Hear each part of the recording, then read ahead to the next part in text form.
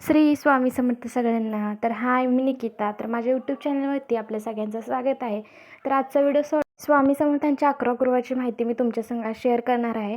तर सगळ्यात आधी की नाही, मी ज्या ठिकाणी पूजा करणार आहे त्या ठिकाणी हळदी कुंकू वाहिलं, पाट वगैरे ठेवला आणि त्यावरती की नाही छान असं वस्त्र हातरलं. शक्यतो पिवळा किंवा लाल घ्यावं, माझ्याकडे नव्हतं त्यामुळे मी इथं की नाही वेगळ्या रंगाचं वस्त्र इथं हातरलं. त्यानंतर की नाही फोटोला छान असं पुसून घेतलं, त्याला की नाही गंध लावलं आणि वरून की नाही अष्टगंध लावलं. शक्यतो की नाही अष्टगंधच लावायचं, हळदी कुंकू लावायचं नाही, हळदी कुंकू नाही चालत. त्यानंतर की नाही स्वामींची मूर्ती घेतली आणि छान असं की नाही धून वगैरे घेतली आणि त्यांना की नाही अभिषेक घालून घेतलं. श्री स्वामी समर्थ नामाचा जप करायचा आणि अभिषेक घालायचा.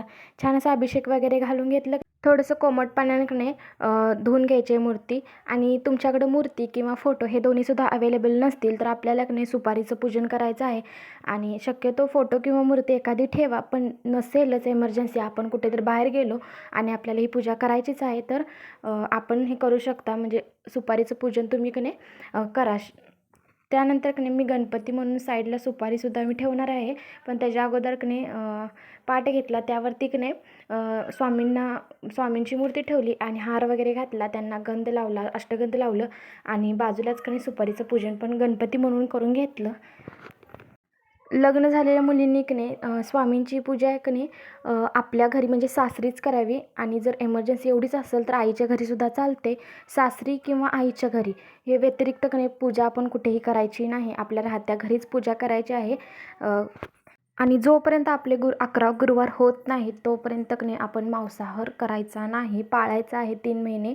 आणि जर तसं घरातल्यांना खावं असं वाटलं की गुरुवार सोडूनच घरात करा, गुरुवारी शक्यतो करूच नका घरी. आणि ब्रह्मचर्य पाळा. आणि हे की नाही स्वामीचरित्र सारामृत आहे, तेच की नाही आपल्याला 1 ते 21 अध्याय की नाही तर वाचायचं आहे.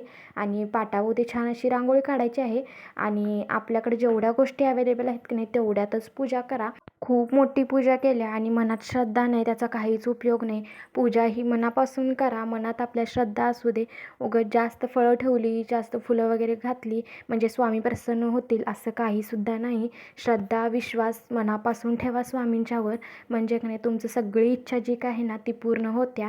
त्यानंतर की नाही छान अशी पूजा केली, दिवा वगैरे लावला आणि इथं की नाही जपमाळसुद्धा ठेवलेली आहे. आणि तुमच्याकडे जर जपमाळ नसेल तर तुम्ही की नाही श्री स्वामी समर्थ नामाचा 108 वेळा की नाही तोंडी जप तुम्ही करू शकता. आणि छान अशी पूजा वगैरे केली, बाजूला केळ वगैरे ठेवलं. तुमच्याकडे जो कोणता फळ की नाही अवेलेबल आहे ते तुम्ही ठेवू शकता. आणि गुरुवारच्या दिवशी दिवसभर उपवास करा आणि संध्याकाळी तुम्ही तो उपवास सोडू शकता. आणि शक्यतो की नाही बाहेर जाणं टाळा, कारण की नाही बाहेरचं काहीसुद्धा खायचं नसतं गुरुवारच्या दिवशी. तरी पाणीसुद्धा बाहेरचं प्यायचं नाही, आपल्या घरचंच प्यायचं. आणि त्यानंतर की नाही आपल्याला संकल्प कसा करायचा आहे तुम्हाला सांगते. तर सगळ्यात अगोदर की नाही एक प्लेट घ्यायची आहे. शक्यतो ताम्हणच घ्या, माझ्याकडे ताम्हण नव्हतं त्यामुळे तुम्ही प्लेट घेतली आहे. आणि अशी ओंजळ करा आणि ओंजळीमध्ये की नाही थोडंसं पाणी घाला, त्यामध्ये अक्षता घाला आणि एक फूल ठेवा. आणि तुमचं नाव घ्या आणि तुमचं गोत्रसुद्धा म्हणा आणि तुमची काय जी इच्छा आहे की नाही ती स्वामींना सांगा. आणि माझ्याकडून पूजा ही पूर्ण करून घ्या, माझ्या 11 गुरुवारामध्ये कोणतंही विघ्न आणू नका असा त्यांच्याकडून की नाही आशीर्वाद घ्या. आणि आपल्या ओंजळीतलं पाणी की नाही त्या प्लेटमध्ये ओता. त्यापासून की नाही स्वामींना प्रार्थना करा, म्हणजे तुमची इच्छासुद्धा की नाही नक्कीच पूर्ण होईल. त्यानंतर की नाही आपल्याला जपमाळ करायची आहे. जपमाळ नसेल तर तुम्ही तोंडी 108 वेळा की नाही स्वामी समर्थांचा जप करू शकता. माझ्याकडे होती त्यामुळं की नाही मी ते 108 वेळा की नाही जप करून घेतला. आणि तुम्हाला की नाही 11 माळी जप करायचा आहे. ज्यांना शक्य नसेल त्यांनी फक्त 1 माळी जप केला तरी चालतं आहे. 11 वेळा तारक मंत्रसुद्धा म्हणायचं आहे. शक्य नसेल 1 वेळा तारक मंत्र म्हणा. आणि 1 ते 21 अध्याय की नाही पूर्ण पुस्तक आपल्याला एका बैठकीत वाचायचं आहे. अजिबात आधीमध्ये उठायचं नाही. एका बैठकीत की नाही आपल्याला हे पुस्तक वाचायचं आहे. आणि तुम्हाला जे काही तुमचं काम आहे की नाही ते अगोदरच करून घ्या, आधीमध्ये उठायचं नाही. एकसारखं नाही, कंटिन्यू आपल्याला लई मोठे मोठे अध्याय काही नाही, छोटे छोटेच अध्याय आहेत.